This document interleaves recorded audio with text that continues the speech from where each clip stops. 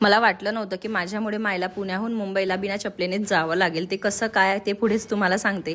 त्यापूर्वी सांगते की माई इथे मस्त रेडी झाली आहे, कारण तिच्या नातनीचं लग्न आहे आणि त्यासाठीच तिला जायचं आहे मुंबईला, आणि म्हणूनच मामा तिला घ्यायला स्टेशनला येणार होता आणि म्हणूनच ती इथे रेडी झाली आहे आणि मी तिला स्टेशनला सोडायला चालली आहे। आता मी स्कार्फ बांधते आहे आणि माझ्याकडे बॅग पण आहे, त्यामुळे अव्यूला कळालं होतं की आई आता कुठेतरी बाहेर चालली आणि ती मला घेऊन नाही चालली, कारण तिने मला अजिबात रेडी पण नाही केलंय।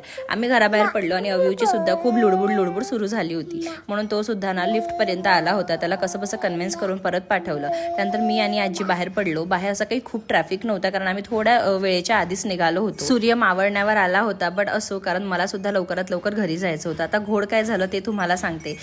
मायची एक चप्पल ना रस्त्यातच पडली, तिच्या पायातून ती पडत होती, म्हणून मी ती पुढे ठेवली आणि पुढे ठेवल्यानंतर ती कधी एक चप्पल पडली माझ्या काहीच लक्षात आलं नाही।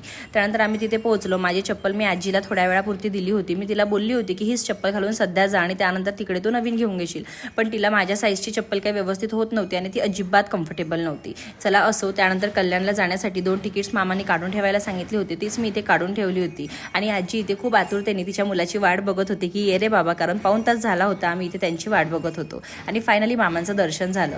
जाताना मामा आम्हाला खूप आग्रह करत होता की हळदीच्या जेवणापासूनच आमच्या घरी या आणि राहा, म्हणजे लग्नाचं घर वाटलं सुद्धा पाहिजे, त्याचमुळे त्यांचा इथे आग्रह सुरू होता। त्यानंतर आजी आणि मामा दोघंही मुंबईसाठी निघाले आणि मला खरंच खूप मनापासून दुःख होत होता की माझ्यामुळे मायला बिना चपलेचंच पुण्याहून मुंबईला जावं लागत होतं। चला असो, घरात लवकरात लवकर पोहोचायचं, पण हा ट्रॅफिक काही सोडेना।